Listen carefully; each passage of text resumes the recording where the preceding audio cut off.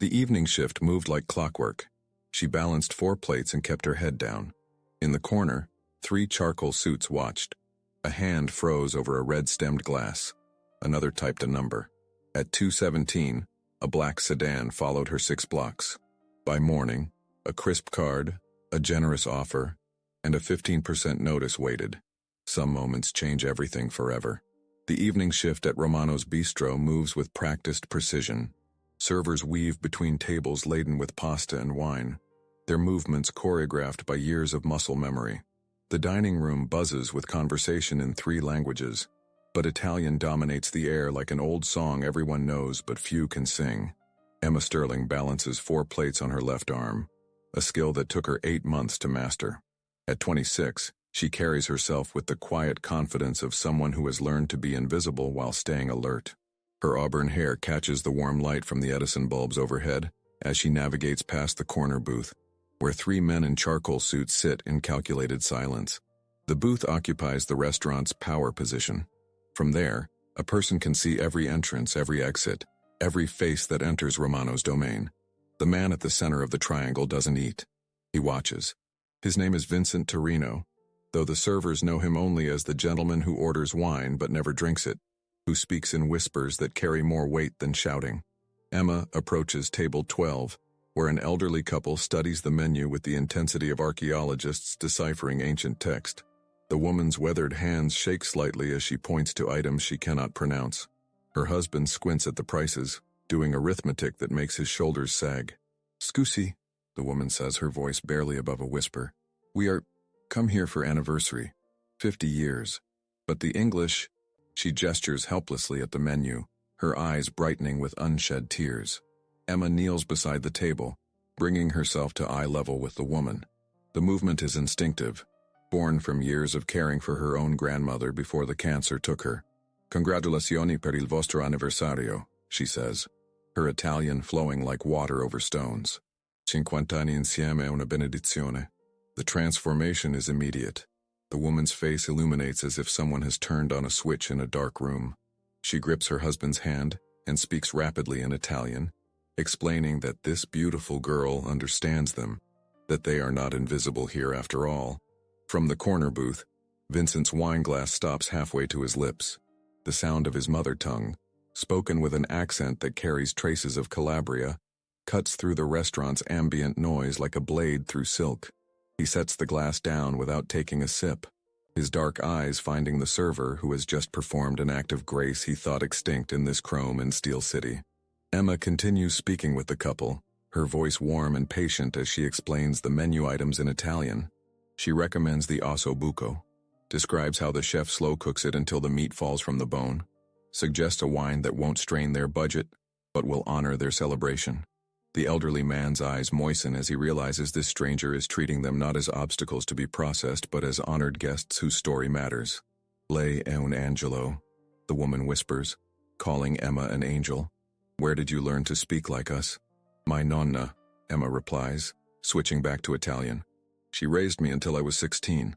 Every Sunday she would make ragu and tell me stories about the old country. She said language is how we keep our ancestors alive."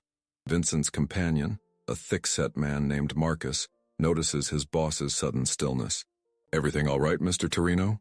Vincent doesn't answer immediately. He is remembering Sunday afternoons in his mother's kitchen in Palermo, the way she would sing while she cooked, how she insisted he speak only Italian at home even after they moved to America. He is remembering the weight of her hand on his head when he was small and afraid, the way she would whisper, "Tutto andrà bene. Everything will be all right," when the nightmares came. "The server," Vincent says finally, his voice carrying an undertone Marcus has never heard before. "The one speaking Italian." Marcus follows his gaze to where Emma is now writing down the couple's order, her pen moving quickly across the pad as she translates their choices back into English for the kitchen. "What about her?" Vincent studies Emma's profile, noting the way she tilts her head when she listens, how her hands move expressively when she speaks Italian, a gesture that seems unconscious and natural. There is something in her manner that reminds him of his sister, who died in a car accident when she was 28. Something in the way she treats the elderly couple that speaks of a goodness he thought had been bred out of people who survive in this city. Find out everything about her. Vincent says quietly. Her full name, where she lives, who she spends time with. Everything. Marcus nods, already reaching for his phone to make the necessary calls. Information is currency in their world, and Vincent Torino collects it with the same methodical precision other men collect stamps or coins. Emma finishes taking the order and promises to bring their wine shortly. She touches the woman's hand gently before she goes, a gesture of connection that costs nothing but means everything. As she walks toward the bar, she passes close enough to the corner booth that Vincent can catch the scent of her perfume, something light and uncomplicated that makes him think of jasmine and summer rain. Should I approach her? Marcus asks, already calculating angles and approaches. No. Vincent's response is immediate and firm. Not yet. He continues watching as Emma moves through her section, noting how she remembers every customer's preference, how she smiles at children and listens patiently to complaints. She handles difficult patrons with grace and drunk ones with firm kindness. She is competent without being cold, professional without losing her humanity. When Emma returns to table 12 with wine and bread, the elderly couple greets her like a returning daughter. The woman has tears in her eyes as she explains that this is the first time in years they have felt truly welcome in a restaurant, that usually servers rush them or speak loudly as if they are deaf rather than foreign. Vincent's phone buzzes with a text from his associate. Her name is Emma Sterling, 26 years old, lives alone in a studio apartment on Oak Street. No criminal record, no debts beyond student loans. Works 2 jobs, this one and weekend shifts at a coffee shop downtown. Sends money every month to a care facility in Baltimore where her grandfather lives with dementia. The information should be routine, just another data point in his mental file cabinet. Instead, it sits in his chest like a stone. This girl works 7 days a week to care for a man who probably doesn't remember her name. She speaks Italian to strangers not because it benefits her, but because kindness is apparently how she moves through the world. Emma delivers the couple's dinner with ceremonial care, explaining each dish in Italian and making sure they have everything they need.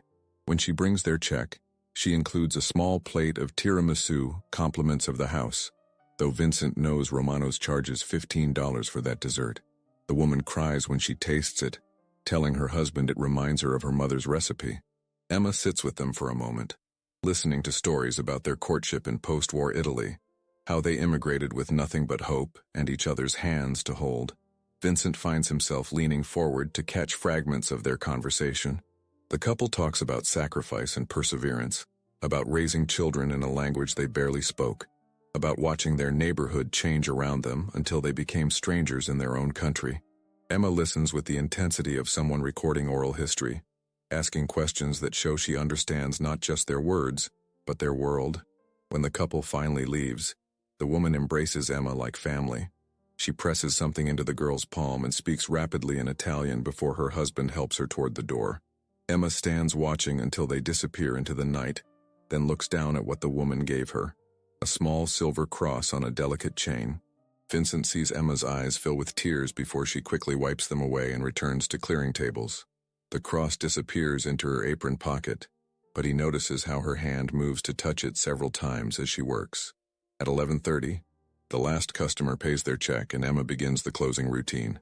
She stacks chairs with economic precision, wipes down surfaces that are already clean, counts her tips with the careful attention of someone for whom every dollar matters. The restaurant empties except for staff and the 3 men in the corner booth who never seem to leave.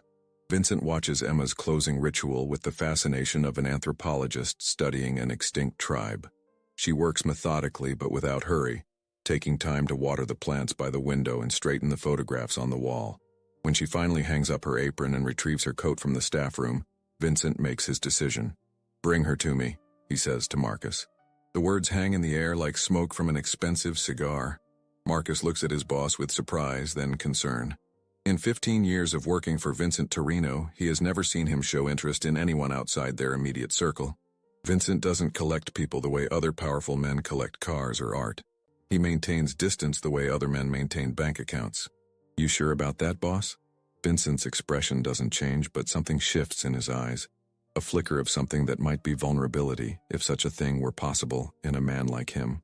"Just bring her over." Politely, Marcus rises from the booth with the fluid grace of someone accustomed to carrying out orders without question. He approaches Emma as she buttons her coat. his movement casual but purposeful. Vincent watches the interaction unfold like a scene from a play he has written, but cannot predict. Marcus approaches Emma with the measured stride of a man who has learned to make requests that sound like invitations, but carry the weight of commands.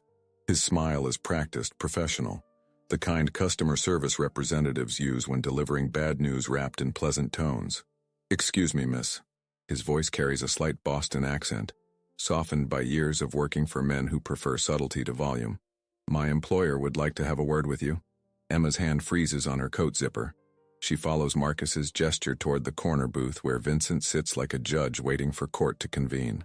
The other patrons have long since departed, leaving only the staff cleaning up and these three men who seem to exist outside the normal rules of closing time. "I'm sorry, but we're closed," Emma says, her voice steady despite the way her pulse has begun to hammer against her throat. "If he has a complaint about his service, he can speak with the manager tomorrow." Marcus's smile doesn't waver, but something flickers behind his eyes, a calculation being performed in real time. "It's not a complaint. He was impressed by how you handled that elderly couple." The Italian conversation. The words hit Emma like ice water. She realizes now that she has been watched, studied, evaluated while she went about her work believing herself invisible. The silver cross in her pocket suddenly feels heavy against her hip, a talisman that offers no protection against whatever game is being played around her. "I don't understand." But even as she says it, Emma knows she understands perfectly. Men like the one in the corner booth don't request casual conversations with servers. They collect people the way others collect debts. "Just a few minutes of your time," Marcus continues, his tone remaining conversational, while his presence grows more imposing. Mr. Torino doesn't often take an interest in people outside his immediate circle. The name drops between them like a stone into still water. Torino. Emma has heard whispers about the family, stories that circulate in the kitchen among staff who grew up in neighborhoods where certain names are spoken only in hushed tones. Stories about restaurants that never advertise but always stay busy. About construction projects that finish on time and under budget. About people who disappear when they ask too many questions. Emma glances toward the kitchen, hoping to catch sight of another staff member, someone who might witness whatever happens next. But the dishwashers have already left through the back entrance, and the bartender is focused on his closing checklist, earbuds blocking out the world beyond his reach. "I really should be getting home," Emma says, though she makes no move toward the door. Something in Marcus's posture tells her that leaving isn't actually an option being offered. "Of course, this won't take long." Marcus steps aside, creating a clear path to the corner booth while somehow managing to block her route to the exit. The gesture is subtle, but unmistakable. Emma has been a server long enough to recognize when someone is being herded. She walks toward Vincent's table with the careful precision of someone crossing thin ice. Each step feels measured, deliberate, as if sudden movements might shatter whatever delicate balance keeps the situation from turning dangerous. The distance between her workstation and the corner booth seems to stretch like a hallway in a nightmare. Vincent doesn't rise when she approaches. He gestures to the seat across from him with a movement that manages to be both courteous and commanding. The booth's leather upholstery still holds warmth from his associates, who have quietly repositioned themselves at nearby tables, close enough to intervene but far enough to maintain the illusion of privacy. "Miss Sterling." Vincent's voice carries the kind of authority that comes from years of being obeyed without question. "Thank you for joining me." Emma slides into the booth with reluctance, keeping her back straight and her hands visible on the table. The wood grain beneath her fingertips is worn smooth by countless elbows and negotiations, stained by wine and marked by the rings of glasses that held toasts to deals she can only imagine. "You know my name. It's not a question." Emma has learned enough about powerful men to understand that they don't operate without information. "I make it my business to know about people who interest me." Vincent pours wine from a bottle that costs more than Emma makes in a week, offering her a glass with the casual presumption of acceptance. "You have a gift." Emma doesn't touch the wine. "I'm not sure what you mean." "The way you spoke with that couple tonight. The respect you showed them." Vincent swirls his own glass, watching the liquid catch the light.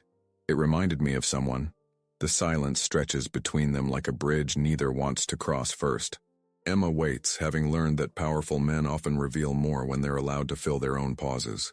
Vincent studies her face with the intensity of someone reading a contract for hidden clauses.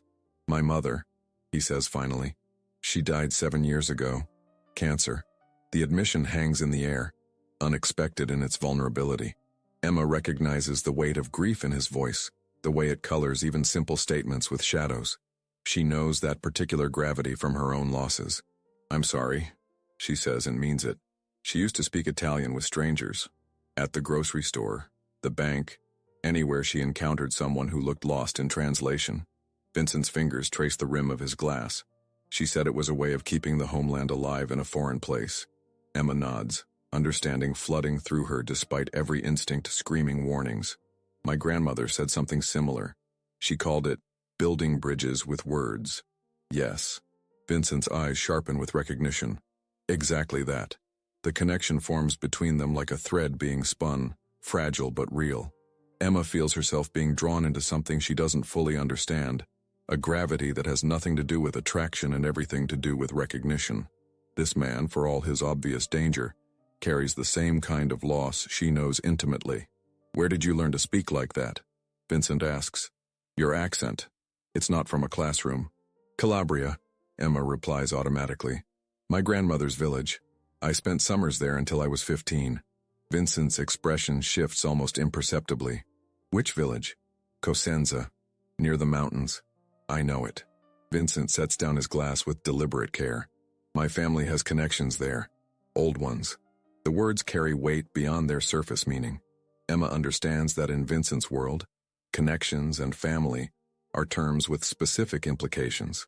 She also understands that she has just revealed something that makes her more than a casual interest. "You send money to Baltimore," Vincent says, changing direction without warning. "Your grandfather." The statement hits Emma like a slap. The casual invasion of her privacy, the reduction of her private struggles to bullet points in someone else's file, makes her stomach clench with anger and fear. "How do you know that?" "I know many things." Vincent's tone remains conversational, but Emma hears the steel beneath it. "I know you work 70-hour weeks. I know you haven't taken a vacation in 3 years. I know you turned down a job at Meridian Bank because the hours would conflict with your weekend shifts." Each revelation strips away another layer of Emma's anonymity, leaving her feeling exposed and vulnerable. She realizes that while she was going about her life believing herself invisible, she was actually being cataloged, studied, reduced to data points in someone else's assessment. Why? The question comes out harder than she intended. Vincent doesn't answer immediately. He reaches into his jacket and withdraws a business card, setting it on the table between them. The card is cream-colored, expensive stock, with nothing but a name and phone number embossed in gold. "Because I have a proposition for you." Emma stares at the card without touching it. "What kind of proposition?" "The kind that solves problems." Vincent leans forward slightly, his presence filling the space across from her. "Your grandfather's care facility. They're raising their rates next month. 15% increase." Emma's blood turns cold. She hasn't received that notice yet, but Vincent's information has proven disturbingly accurate. A 15% increase would mean choosing between her grandfather's medication and her own rent. "How do you know that?" "I know because I make it my business to understand the challenges facing people who interest me." Vincent's voice carries no malice, only matter-of-fact certainty. "I also know you're good at your job here, but you'll never make enough to get ahead. You'll work yourself into the ground just to maintain the status quo." The truth of his words settles over Emma like a weight. She has been running on a treadmill for 3 years, exhausting herself just to stay in place. Every month brings new financial pressures, new impossible choices between her grandfather's needs and her own survival. "What are you offering?" Vincent's smile is slight but genuine. "A better situation. I have several legitimate businesses that could use someone with your skills. Customer service, language abilities, attention to detail." Legitimate businesses. Emma doesn't try to hide her skepticism. Completely legitimate. Restaurants, import companies, real estate holdings. Vincent's expression doesn't change. Everything properly licensed, fully transparent. Emma knows she should stand up and walk away. Should thank him for the wine and return to her small apartment and pretend this conversation never happened. Should accept that some bridges are too dangerous to cross, no matter how appealing the destination appears. Instead, she finds herself asking, "What would you expect in return?" "Loyalty," Vincent says without hesitation. "Discretion." the understanding that some conversations require confidentiality. The words sound reasonable, almost mundane, but Emma hears the undertones, the implications wrapped in corporate speak. Loyalty to Vincent Torino would mean becoming part of his world, accepting that her life would no longer be entirely her own. I need time to think about it. Of course. Vincent slides the business card closer to her. Take all the time you need, but don't take too long. Opportunities like this don't wait forever. Emma picks up the card, her fingers registering its quality, its weight. She knows that accepting it represents a line being crossed, a decision being made, even if she's not ready to acknowledge it yet. My grandfather, she says quietly, he taught me that every choice has a price, that nothing valuable comes without cost. A wise man. Vincent's expression softens slightly. What else did he teach you? That family is everything. That you protect the people you love, no matter what it costs you. Vincent nods slowly, as if Emma has passed some kind of test she wasn't aware of taking. Then you understand why I'm offering you this chance? Emma slides out of the booth, pocketing the card without looking at it again. The weight of it against her hip matches the silver cross, two talismans pulling her in opposite directions. Good night, Mr. Torino. Vincent, he corrects gently. And good night, Emma. She walks toward the exit with measured steps, feeling his gaze following her progress. At the door, she pauses but doesn't look back. Outside, the night air hits her lungs like a shock, reminding her that she's been holding her breath for the past 20 minutes. Marcus appears beside the exit, having somehow moved from inside to outside without her noticing. Can I offer you a ride home? The question sounds polite, but Emma understands it as surveillance disguised as courtesy. No, thank you. I prefer to walk. Marcus nods but doesn't move away. Be careful going home. It's late. Emma looks at him sharply, searching for threat in his words, but finds only what appears to be genuine concern. Still, as she begins her 6-block walk to her apartment, she's acutely aware of the black sedan that follows at a discreet distance, its headlights painting long shadows on the empty sidewalk ahead of her. Emma's apartment building stands like a monument to municipal indifference, its brick facade stained by decades of rain and neglect. The lobby smells of industrial disinfectant and broken dreams, fluorescent lights buzzing with the persistence of dying insects. She climbs 3 flights of stairs, her footsteps echoing in the stairwell where someone has spray-painted "Hope is a lie" in jagged letters across the wall. Her studio apartment greets her with familiar emptiness. 400 square feet of carefully arranged necessity. A fold-out bed that doubles as a couch, a kitchenette where she prepares meals for one, a desk where she pays bills with mathematical precision. The walls hold photographs of her grandparents, her nonna's smile frozen in sepia tones, her grandfather's proud grin from his Navy days before dementia stole his memories. Emma sets Vincent's business card on the desk beside a stack of unpaid invoices. The cream-colored paper looks alien among the white envelopes marked "Final Notice" and "Payment Overdue." She calculates quickly: rent, utilities, groceries, grandfather's care facility, student loan payments. The numbers dance in her head like accusations, each one a reminder of how close she lives to the edge of financial collapse. The phone rings at 2:17 a.m., jarring her from restless sleep. Emma knows before answering that good news doesn't arrive at this hour. The voice on the other end belongs to Janet Morrison, night supervisor at Sunset Manor Care Facility. Miss Sterling? I'm sorry to call so late, but there's been an incident with your grandfather. Emma's heart stops. Is he hurt? He's physically fine, but he became confused during dinner. Started speaking Italian, became agitated when staff couldn't understand him. He's asking for someone named Rosa, says she's supposed to meet him at the train station. Rosa, Emma's grandmother, dead for 8 years. Her grandfather's mind has retreated to 1962, when he was 25 and waiting for his bride to arrive from Calabria. Emma has witnessed these episodes before, watched helplessly as his present dissolves into a past that feels more real than the sterile walls of his care facility. I'll be there in an hour. Miss Sterling, we need to discuss his care plan. The increased medication requirements, the specialized attention he's been needing, the cost adjustments we mentioned in our letter. The letter Emma hasn't received yet, though Vincent somehow knew about it. How much? The new rate structure begins next month. It's an additional $450 monthly. Emma's savings account contains $137. Her checking account holds enough to cover rent and groceries for 2 weeks. The mathematics of impossibility spread across her consciousness like spilled wine on white fabric. I understand. We'll work something out. But even as she says it, Emma knows there is no working something out. There is only the business card on her desk and the choice it represents. She dresses quickly and takes the last bus across town to Sunset Manor. The facility squats in the suburbs like a beige fortress, its parking lot dotted with cars belonging to people who work the jobs nobody mentions at dinner parties. Inside, the hallways smell of vanilla air freshener fighting a losing battle against the reality of human decline. Her grandfather sits in the common room, still dressed in his dinner clothes, speaking rapid Italian to a nurse who nods with professional sympathy while understanding nothing. When he sees Emma, his face transforms with recognition that breaks her heart. Rosa, finalmente sei arrivata. Finally, you've arrived. He struggles to stand, his walker forgotten. The train was late. I waited for you. I have been waiting. Emma doesn't correct him. Instead, she responds in Italian, slipping into the role of the young bride he remembers. Si, amore mio. The journey was long, but I'm here now. They spend 2 hours in 1962. Emma listens as her grandfather describes the apartment he has found for them, the job at the shipyard, the future he has planned with methodical optimism.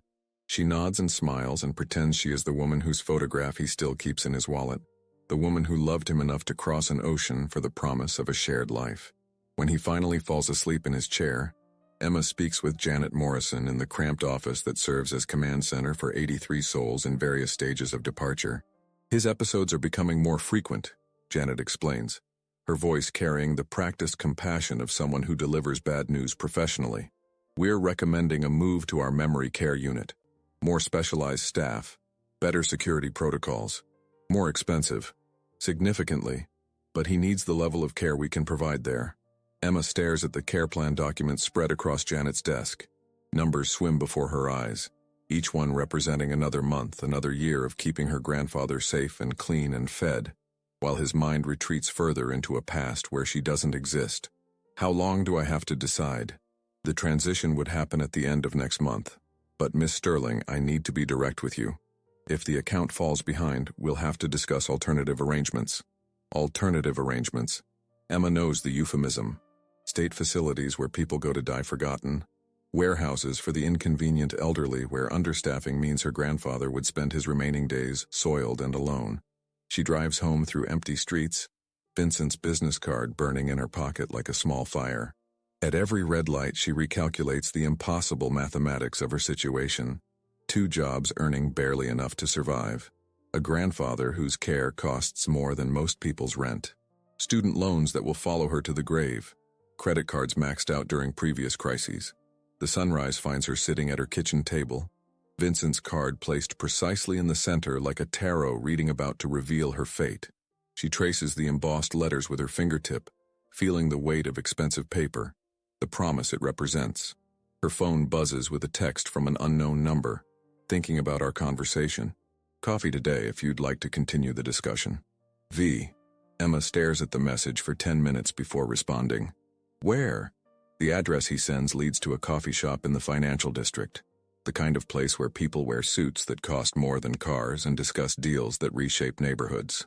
Emma arrives 20 minutes early, ordering a plain coffee she nurses, while watching the morning crowd flow past the windows like schools of fish in expensive fabric. Vincent enters at exactly the appointed time, wearing a navy suit that fits him like water. He spots her immediately, weaving through tables occupied by people who don't look up from their phones when a predator passes nearby. When he sits across from her, Emma notices he orders nothing for himself. "Thank you for coming. I need to ask you something directly," Emma says, abandoning the small talk she had planned. "Last night you knew about the care facility rate increase before I did." "How?" Vincent's expression doesn't change, but something flickers behind his eyes. Approval, perhaps, at her directness. "I told you. I make it my business to understand the challenges facing people who interest me." "That's not an answer." "No, it isn't." Vincent leans back in his chair, studying her face with the attention of someone reading a contract. "Let me be more specific. I own a consulting firm that works with healthcare facilities across the region. We help them optimize their operations, reduce costs, improve efficiency." The words land with the weight of revelation. Vincent doesn't just know about the rate increase because he investigated her situation. He knows because his company engineered it. You're the reason they're raising prices. I'm the reason they're still solvent enough to provide care at all. Vincent's voice carries no apology. Sunset Manor was 3 months from bankruptcy when we took them on as clients. Now they'll survive another 5 years, maybe 10. Emma feels the walls of her carefully constructed world shifting around her like tectonic plates. And you just happened to choose my grandfather's facility. I chose it because it's the best option in your price range. Because I wanted to understand exactly what motivates you. The manipulation is so elegant it takes Emma's breath away. Vincent has orchestrated her crisis, created the problem his offer will solve. He has studied her like a lab specimen, identifying her pressure points with scientific precision. You created this situation. I revealed this situation, Vincent corrects. The mathematics were always impossible. I simply accelerated the timeline. Emma's hands shake as she lifts her coffee cup. Why? Because I believe in being thorough. Vincent reaches into his jacket and withdraws a manila envelope, setting it on the table between them. Because I wanted you to understand exactly what's at stake before you make your decision. The envelope is thick, substantial. Emma doesn't touch it, but she can guess its contents. Solution wrapped in obligation, freedom purchased with chains she can't yet see. Open it. Emma's fingers tremble as she lifts the envelope's flap. Inside, she finds a contract for employment with Meridian Consulting Services, Vincent's legitimate front. The salary figure makes her dizzy. More than double what she earns now, plus health benefits, plus a signing bonus that would cover 6 months of her grandfather's enhanced care. Full-time position, Vincent explains, his voice gentle now, almost paternal. Customer relations, language services, cultural consultation, everything completely legal and transparent. And the other part? The loyalty and discretion you mentioned? Sometimes my clients prefer their business discussions to remain confidential. Industrial espionage is common in competitive markets. Emma reads through the contract, noting how reasonable everything sounds when wrapped in corporate language. The job description could apply to any multinational company, any legitimate enterprise that values cultural competency and discretion. What aren't you telling me? Vincent's smile is slight but genuine. That you're remarkable. That you remind me of people I've lost. That I believe you deserve better than grinding yourself down for the privilege of survival. The words hit Emma like a physical blow, their truth more dangerous than any threat. She has been grinding herself down, accepting that exhaustion and anxiety are the prices of being a good granddaughter, a responsible person in an irresponsible world. I need guarantees, she says finally, about my grandfather's care, about my own safety. Of course. Vincent produces another document, this one simpler, handwritten on expensive stationery. A personal guarantee from me. Your grandfather's care will be covered for as long as he needs it, regardless of your employment status. And you have my word that no harm will come to you as long as you honor our agreement. Emma stares at the handwritten note, recognizing the old-world formality of a man who understands that some promises carry more weight than legal contracts. The paper smells faintly of cologne and cigarettes, masculine scents that remind her of her grandfather when he was still himself. She thinks about her grandfather asking for Rosa, about the nurse who couldn't understand his plea for a woman 8 years dead. She thinks about the mathematics of impossibility, about working 70-hour weeks until she's too old to remember why she started. She thinks about the silver cross in her pocket and wonders what her nonna would say about deals made with dangerous men in the name of family. The coffee shop continues its morning rhythm around them, conversations about stock portfolios and merger deals, the ordinary evil of capitalism dressed in acceptable language. Emma realizes that Vincent's offer differs from these other transactions only in its honesty about the true nature of power. When would I start? Monday. Your first assignment is a dinner meeting with potential investors from Naples. Your job is to facilitate conversation, ensure cultural understanding, make everyone comfortable. Emma folds the contract and slides it into her purse alongside Vincent's business card. I'll need time to give notice at my current jobs. Already arranged. Romano's received a call this morning about a family emergency requiring your immediate resignation. Very understanding. Your final paycheck will include an unexpected bonus for your excellent service. The thoroughness of his preparation should terrify her. Instead, Emma feels something like relief flooding through her chest. For the first time in years, someone else is handling the details, solving the problems, bearing the weight of impossible decisions. There's no going back from this, is there? Vincent's expression grows serious. There's always a choice, Emma, even after you sign. But some choices become more expensive over time. She extends her hand across the table. Partners, then. Vincent takes her hand in both of his grip warm and surprisingly gentle. Partners. But Emma knows this is not partnership in any traditional sense. This is surrender dressed as opportunity, submission wrapped in the promise of security. As Vincent's fingers close around hers, she understands that she has just traded her independence for her grandfather's life, her future for his comfort in the present. The transformation has begun, though she doesn't recognize it yet. In her purse, Vincent's business card rests against her grandmother's silver cross, two symbols of very different kinds of faith. By the time she understands which one will prove more powerful, it will be far too late to change course. If you found yourself captivated by Emma's impossible choice, imagine being faced with such a decision yourself. This story explores how good people can find themselves walking down dark paths when the people they love are threatened. What would you sacrifice to protect someone you care about? Share your thoughts below. But more importantly, if this story is drawing you in, consider subscribing to see how Emma's journey unfolds. Because once you cross certain lines, the way back becomes harder to find. Emma's first day at Meridian Consulting begins in a glass tower that reflects the city's ambitions back at itself, in fragments of sky and steel. The 42nd floor houses offices that speak of understated wealth, Italian marble, Brazilian hardwood, furniture that costs more than most people's annual salaries. Her workspace is a corner office with windows facing north toward the harbor, where cargo ships from distant ports unload containers whose contents remain diplomatically unspecified.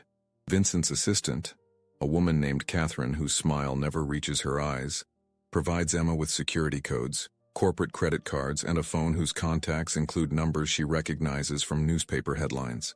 Each item comes with brief instructions delivered in the tone of someone accustomed to training people who ask no questions. Your first assignment is tonight, Catherine explains, sliding a leather portfolio across Emma's desk. Dinner at Benedetto's with 4 gentlemen from Naples. They're considering a significant investment in Mr. Torino's shipping ventures. Emma opens the portfolio to find photographs and brief biographies of the investors. Distinguished men in expensive suits, their backgrounds reading like character sketches from a corporate thriller. Import businesses, construction companies, restaurant chains with locations across 3 continents. Nothing explicitly criminal, but the careful vagueness of their descriptions suggests enterprises that profit from society's gray areas. What exactly is my role? Cultural liaison. These gentlemen prefer conducting business in Italian, and they appreciate when their traditions are respected. Catherine's expression remains neutral, professional. Mr. Torino values smooth communication between all parties. The restaurant choice is deliberate. Benedetto's occupies a converted warehouse in the harbor district, its exposed brick walls and dim lighting creating an atmosphere of intimate conspiracy. Emma arrives 20 minutes early, wearing a black dress Vincent's personal shopper delivered to her apartment that morning. The fabric costs more than her previous month's rent, but hangs on her frame like liquid shadow. Vincent waits at a private table in the restaurant's back room, examining his phone with the focused attention of someone monitoring multiple conversations simultaneously. When Emma approaches, he rises with the courtly manner she's beginning to recognize as his signature affectation. "You look perfect," he says, his approval carrying weight she didn't expect to crave. Professional but approachable, these men appreciate attention to presentation. Emma takes her seat, noting how the private dining room's windows face the harbor, where ships arrive and depart with clockwork precision. The symbolism isn't lost on her. Business conducted here has international implications, connections that stretch beyond the city's borders into networks she's only beginning to comprehend. The Neapolitan investors arrive in a convoy of black cars, their entrance orchestrated with the precision of a diplomatic mission. Emma recognizes them from their photographs. Antonio Ricci, whose construction company has rebuilt half of southern Italy. Marco Sant'Angelo, whose restaurants serve politicians and celebrities. Giuseppe Mirola, whose shipping lines connect Mediterranean ports with American harbors. And Franco Benedetti, whose import business specializes in luxury goods that somehow avoid the usual customs delays. Vincent greets each man with the formal courtesy of old-world diplomacy, speaking Italian with an accent that places him immediately within their cultural hierarchy. Emma watches the subtle negotiations of respect being performed, handshakes held precisely the right length, eye contact maintained at appropriate levels, voices modulated to convey deference without submission. "Gentlemen," Vincent says, switching to English as he introduces Emma, "allow me to present Miss Sterling, who will be facilitating our discussion this evening." Emma responds in fluid Italian, welcoming each man with phrases her grandmother taught her, inquiring about their flights, expressing hope that their visit to America proves profitable. The transformation in their demeanor is immediate and profound. These men, accustomed to conducting business through translators and intermediaries, relax visibly when addressed in their native language by someone who understands the cultural nuances embedded in their words. Dinner unfolds as a careful dance of revelation and concealment. The men discuss their businesses in terms so euphemistic that Emma requires several minutes to understand they're negotiating the logistics of moving products that don't appear on any official manifest. Container ships, they explain, carry legitimate cargo that requires supplementary storage space for items of particular value. Emma translates not just their words, but their intentions, helping Vincent understand the subtle conditions and expectations woven through their seemingly casual conversation. When Antonio mentions his construction company's need for specialized materials that bypass traditional supply chains, Emma conveys both his literal request and the implied understanding that certain governmental approvals can be expedited through unofficial channels. The wine flows freely, loosening tongues and revealing the true scope of their proposed partnership. Marco's restaurant chain, Emma learns, serves as more than a dining establishment. It functions as a meeting ground for people who prefer their business discussions to remain unrecorded. Giuseppe's shipping lines offer transportation services for clients who value discretion over documentation. Franco's import business specializes in luxury goods, whose country of origin remains diplomatically flexible. Vincent listens with the focused attention of someone assembling a complex puzzle, asking questions that demonstrate his understanding of their world while revealing his own capabilities. He speaks of warehouse space in strategic locations, of customs officials who appreciate entrepreneurial flexibility, of transportation networks that prioritize efficiency over bureaucratic compliance. Emma finds herself drawn into the conversation's rhythm, her facility with language making her an essential component of their negotiations. When Giuseppe describes his need for reliable partners in American ports, she translates his request with the understanding that reliability means willingness to ignore cargo discrepancies in exchange for appropriate compensation. When Franco discusses his challenges with regulatory interpretation, she conveys his frustration with customs officials who insist on examining his merchandise too thoroughly.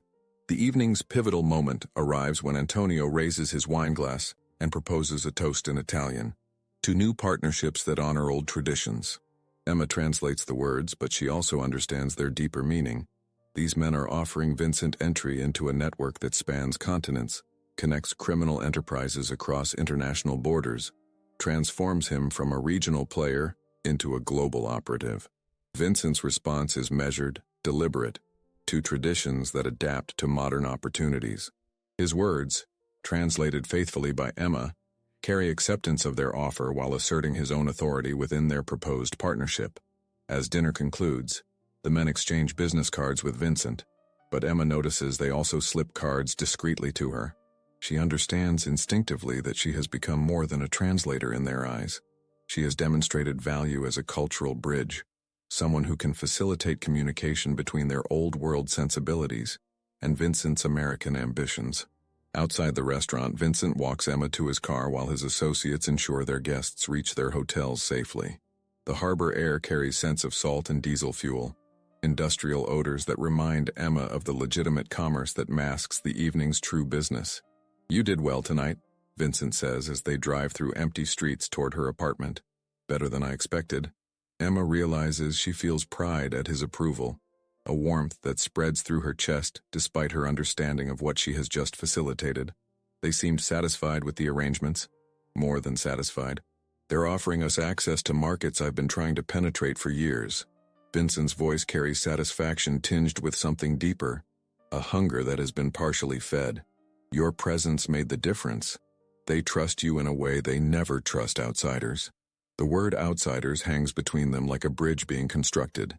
Emma understands that she has crossed from outside to inside Vincent's world, that her participation in tonight's dinner represents an initiation rather than simple employment. What happens next? Next week, we host them at the warehouse. Show them our facilities, demonstrate our capabilities. Vincent glances at her as they stop at a red light. I'll need you there for the technical discussions. Emma nods, though she suspects the technical discussions will involve capabilities that extend far beyond legitimate business operations. The warehouse tour will likely showcase Vincent's ability to store, transport, and distribute merchandise that exists in the spaces between legal and illegal commerce. At her apartment building, Vincent walks her to the entrance with the courtesy of someone concluding a successful business dinner. But as Emma reaches for the door, he places his hand gently on her arm. Emma. His voice carries a note she hasn't heard before, something that might be vulnerability if such a thing were possible in a man like him. Tonight you saw how my world really works, how we solve problems that can't be addressed through conventional channels. Emma meets his gaze, recognizing the weight of the moment. I understand. Do you? Vincent's grip on her arm tightens slightly, not painful, but insistent. Because once you're fully inside, the way back becomes complicated. Tonight was just translation. What comes next involves making choices that can't be undone. The warning should terrify her. Instead, Emma feels a strange calm settling over her consciousness. She thinks of her grandfather sleeping peacefully in his enhanced care facility, his medical needs met without her having to choose between his comfort and her own survival. She thinks of the envelope containing her first paycheck, more money than she's ever possessed at one time. I'm already inside, aren't I? Vincent's smile is slow, almost sad. Yes, you are. He releases her arm and steps back, but his eyes remain fixed on her face. Good night, Emma. Inside her apartment, Emma removes the expensive dress and hangs it carefully in her closet beside clothes that suddenly seem shabby by comparison. She counts the business cards the Neapolitan investors gave her, noting how each one bears only a name and phone number, no company affiliations or addresses that might interest law enforcement. Her reflection in the bathroom mirror shows a woman she doesn't entirely recognize, someone who spent the evening facilitating international criminal negotiations while maintaining the appearance of legitimate business consultation. The transformation is subtle but undeniable, visible in the way she carries herself, the confidence that comes from being valued by dangerous men. Emma's phone buzzes with a text from Vincent. Dinner was perfect. Your grandfather's facility called to confirm that next month's payment has been processed in full. Sleep well. The message should feel like a confirmation of their business arrangement. Instead, it reads like a gentle reminder of the chains she has accepted, the obligations that will shape every decision she makes from this moment forward. Vincent has solved her immediate problems while creating new ones she's only beginning to understand. She falls asleep holding her grandmother's silver cross, but her dreams are filled with harbor lights and the sound of cargo containers being loaded onto ships bound for distant ports.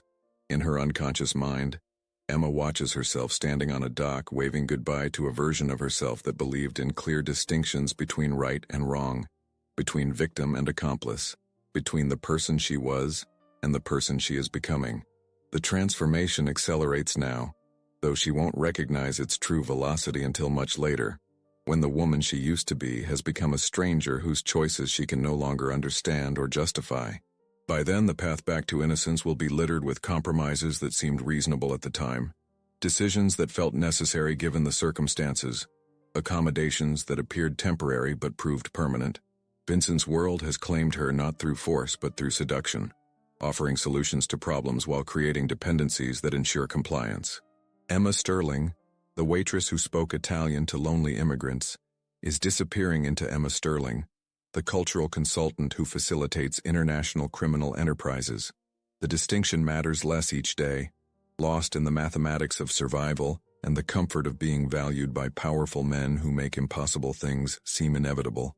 6 months pass like pages torn from a calendar and scattered by wind that carries the scent of compromise. Emma's reflection in the mirror of her new apartment shows a woman transformed by increments so small she never noticed the accumulation of changes. Designer clothes hang in her walk-in closet, purchased with bonuses that arrive after particularly successful negotiations. Her skin carries the glow of someone who sleeps without calculating grocery bills, who schedules spa appointments without checking bank balances first. The woman staring back at her wears confidence like expensive perfume, subtle but unmistakable. Her hands, once rough from restaurant work, are now manicured weekly by a technician who asks no questions about the late-night phone calls that interrupt their sessions. Her hair, professionally styled every 2 weeks, frames features that have learned to mask reactions when conversations turn toward topics that would have horrified her former self. Vincent's world has embraced her with the thoroughness of water filling a vessel. She attends dinners where shipping manifests are discussed in euphemisms, wine tastings where the vintage matters less than the cargo that arrived in the same containers, art gallery openings where the paintings serve as collateral for transactions that exist in legal gray areas. Her grandfather thrives in his enhanced care facility, his room overlooking gardens that bloom year-round thanks to an endowment from an anonymous benefactor. The staff treats him like family, anticipating his needs before he articulates them, speaking to him in Italian when his mind retreats to the 1960s. Emma visits every Sunday, watching him paint watercolors with hands that no longer shake from inadequate medication. During these visits, she tells him about her new job in vague terms that wouldn't alarm him even in his lucid moments. Consulting work, she explains, helping people communicate across cultures. The truth of her description depends entirely on how one defines communication and culture. The warehouse tour with the Neapolitan investors had proceeded exactly as Vincent predicted. Emma translated technical specifications for storage facilities that doubled as distribution centers, facilitating discussions about climate-controlled environments necessary for preserving merchandise during extended transport periods. She helped negotiate storage fees calculated not by weight or volume, but by the discretion required to ignore manifest discrepancies. Her role evolved organically from translator to confidant. The Italian businessman began requesting her presence at meetings that had nothing to do with language barriers, appreciating her ability to read the subtleties of American business culture while respecting their traditional approaches to problem-solving. She became their cultural interpreter, explaining why certain American officials required particular forms of persuasion, why some conversations needed to occur in restaurants rather than offices, why timing mattered when proposing arrangements that existed outside conventional regulatory frameworks. Emma's apartment building sits in the financial district now, its 43rd floor offering views of the harbor where Vincent's legitimate and illegitimate enterprises converge like rivers flowing into the same ocean. She watches cargo ships arrive from Naples and Palermo, their hulls carrying containers that bear her handwriting on customs forms she completes with growing expertise.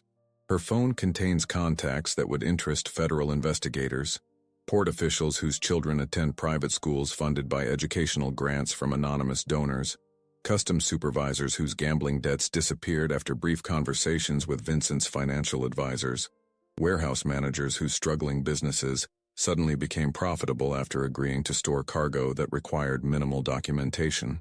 The transformation accelerated after Emma's 3rd month, when Vincent assigned her to handle a situation requiring delicate negotiation. A shipment from Giuseppe's company had attracted unwanted attention from customs officials who insisted on examining containers more thoroughly than their usual protocols suggested necessary. Emma's job was to resolve the inspection delay through cultural diplomacy. She met with the lead inspector, a second-generation Italian-American whose grandparents had immigrated from the same region as her own family. Emma spoke with him in Italian, sharing stories about her grandmother's village, discussing the challenges of maintaining cultural identity in America while pursuing professional advancement. She positioned the inspection delays as cultural misunderstandings, explaining how Giuseppe's old-world business practices might appear suspicious to officials unfamiliar with traditional Mediterranean approaches to documentation. The inspection concluded without incident. The containers cleared customs with their contents intact and undisturbed. Emma received a bonus that covered her grandfather's care for 6 months, along with Vincent's approval expressed in terms that made her feel valued, essential, irreplaceable. That evening marked the moment when Emma stopped thinking of herself as someone temporarily accommodating Vincent's requests and began identifying as a permanent member of his organization. The distinction mattered because it changed how she approached each subsequent assignment, viewing them not as individual favors, but as career development opportunities. Her expertise expanded beyond translation and cultural consultation, Vincent trained her to read financial documents that revealed profit margins on legitimate businesses, used to launder money from less legitimate sources. She learned to identify discrepancies in shipping manifests that indicated cargo, whose documentation required creative interpretation. She developed relationships with journalists whose reporting on port security suddenly became less aggressive after receiving anonymous tips about stories that might interest their editors more than mundane customs procedures. The moral weight of these activities settled on Emma's consciousness like sediment accumulating on a riverbed. Each compromise seemed insignificant individually, but their combined mass gradually altered the landscape of her ethical framework. She stopped questioning the source of problems Vincent asked her to solve, focusing instead on the elegance of her solutions. Tonight, Emma prepares for what Vincent describes as their most significant opportunity yet. A meeting with representatives from 3 criminal organizations whose cooperation could establish Vincent as the primary coordinator for East Coast operations serving European partners. Her role involves more than translation. She will help negotiate territorial agreements, profit-sharing arrangements, and conflict resolution protocols between groups whose previous interactions have occasionally required cleanup services that Vincent's organization provides discreetly. The meeting location is Vincent's private residence, a converted mansion overlooking the bay where ships arrive carrying cargo that officially doesn't exist. Emma has been here dozens of times now, but tonight feels different. Tonight, she understands, represents her final transition from employee to family member in Vincent's unconventional organization. She arrives 2 hours early to review dossiers on the attending representatives. Their backgrounds read like case studies in successful criminal enterprise. Men who transformed neighborhood gangs into international businesses, who laundered drug money through art galleries and charity foundations, who resolved territorial disputes through negotiations backed by implied violence. Vincent greets her in his study, where floor-to-ceiling windows frame the harbor like a painting of American capitalism. He wears a navy suit that costs more than most cars, but his expression carries tension that expensive tailoring cannot conceal. "Tonight changes everything," he says, pouring wine that bears no label but tastes like liquid history. "Success establishes us as equals among organizations that have operated for generations. Failure." He doesn't finish the sentence, but Emma understands the implications. She reviews her notes while Vincent explains the evening's dynamics. The Boston delegation brings pharmaceutical distribution networks that extend from Canadian borders to Florida beaches. The Philadelphia group controls construction projects that require materials sourced through unofficial channels. The Baltimore organization specializes in financial services that help legitimate businesses manage cash flow challenges that conventional banks cannot address. Each group operates with territorial integrity, maintained through mutual respect and implied consequences for violations. Vincent's proposal involves coordinating their activities to maximize efficiency while minimizing law enforcement attention. Emma's job is to facilitate communications that establish Vincent as the logical choice for coordinating their expanded operations. The representatives arrive in separate convoys, their entrance is timed to avoid the appearance of a summit that might interest surveillance specialists. Emma greets each delegation in appropriate languages, demonstrating Vincent's organization's cultural sophistication while establishing her own credibility as a mediator, capable of bridging differences between groups with distinct operational philosophies. Dinner unfolds as a careful dance of revelation and commitment. Emma translates not just languages but intentions, helping each delegation understand how Vincent's proposals benefit their specific organizational needs while advancing their shared interests in profitable cooperation. The Boston representative, a man whose construction company has rebuilt half of New England, explains his need for reliable suppliers of materials that bypass traditional procurement channels. The Philadelphia delegation describes their challenges with labor disputes that conventional arbitration cannot resolve. The Baltimore group outlines their expansion plans into financial services that require partners comfortable with creative accounting principles. Vincent listens with the focused attention of someone assembling a complex machine, asking questions that demonstrate his understanding of their needs, while revealing his capabilities to address them. He speaks of warehouse networks that span multiple states, transportation systems that prioritize discretion over speed, financial advisors who specialize in tax strategies unavailable through conventional consulting firms. Emma facilitates these discussions with growing confidence, her facility with subtext making her essential to negotiations where explicit statements could create legal vulnerabilities. When the Boston representative mentions his need for construction materials that avoid regulatory delays, she conveys his request for weapons and explosives with language that maintains plausible deniability. When the Philadelphia delegation discusses labor arbitration through alternative dispute resolution, she translates their offer to eliminate troublesome union organizers through methods that leave no evidence. The evening's climax arrives when Vincent proposes a formal alliance that would establish him as the coordinating authority for all East Coast operations serving European partners. The proposal requires each organization to cede certain territorial privileges in exchange for access to Vincent's international networks and coordination services. Emma translates Vincent's proposal with language that emphasizes mutual benefit, while subtly highlighting the consequences of non-cooperation. She explains how his coordination would eliminate territorial conflicts that have historically required expensive resolution methods, how his European connections provide access to markets previously unavailable to American organizations, how his financial networks offer money laundering services more sophisticated than any domestic alternatives. The representatives exchange glances weighted with calculations Emma can almost see being performed. These men built their organizations through violence and intimidation, but they recognize that Vincent's proposal offers growth opportunities that justify sharing authority with someone whose capabilities exceed their own. Agreement comes through handshakes rather than signatures, verbal commitments that carry more weight than written contracts in their world. Emma witnesses the birth of a criminal confederation that will reshape East Coast organized crime, her translations having made possible an alliance that law enforcement will spend decades trying to understand and penetrate. As the representatives depart into the night, Vincent and Emma stand on his terrace overlooking the harbor, where their coordinated activities will soon increase the volume of undocumented cargo arriving from European ports. The city spreads below them like a circuit board, its lights marking the locations of businesses and officials whose cooperation will be essential to their expanded operations. "You made tonight possible," Vincent says, his voice carrying satisfaction, tempered by awareness of the responsibilities their success has created. "Without you, they would never have trusted me enough to accept coordination." Emma nods, understanding that she has just facilitated the creation of a criminal enterprise whose scope extends far beyond anything she could have imagined 6 months ago. The woman who spoke Italian to lonely immigrants has become the cultural architect of an international criminal confederation. Her phone buzzes with a text from Sunset Manor. "Your grandfather had an excellent day. He spent the afternoon teaching Italian phrases to other residents and painted a beautiful landscape of his childhood village. The staff says he seemed happier than they've ever seen him."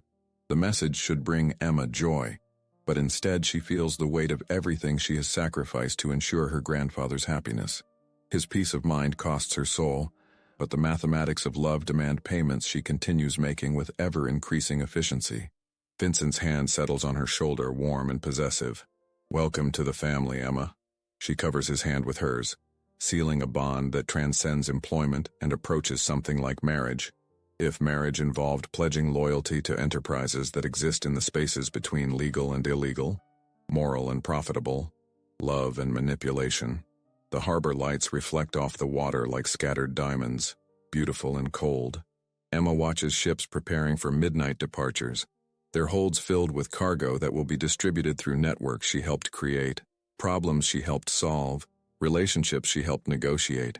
She has become everything Vincent needed her to become, but in the process she has stopped being everything she once was. The transformation is complete now, irreversible not through force but through the accumulation of choices that seemed reasonable at the time, decisions that appeared temporary but proved permanent, accommodations that felt necessary given the circumstances but created circumstances that demand further accommodations. Emma Sterling, the waitress who showed kindness to strangers, has evolved into Emma Sterling, the criminal consultant whose cultural expertise facilitates international organized crime. The distinction matters less each day, lost in the comfort of being valued by dangerous men who solve impossible problems through methods that ordinary people prefer not to understand. Vincent's world has claimed her completely, but the victory feels mutual. She has found purpose and security in exchange for innocence and independence, a trade that benefits everyone except the person she used to be, who watches from the grave of discarded principles as her replacement thrives in a world built on elegant brutality and profitable compromise. Emma's journey into Vincent's world shows us how good people can lose themselves one small choice at a time. Her story asks uncomfortable questions about what we'd sacrifice for the people we love, and whether protecting someone justifies becoming someone we no longer recognize. If this exploration of moral transformation has moved you, I'd love to have you join our community of viewers who appreciate complex storytelling that doesn't offer easy answers. Subscribe and let me know in the comments. Do you think Emma could have made different choices, or was her transformation inevitable once she accepted Vincent's first offer? What would you have done in her situation? Your perspective matters, and I read every comment because stories like this become richer when we explore them together.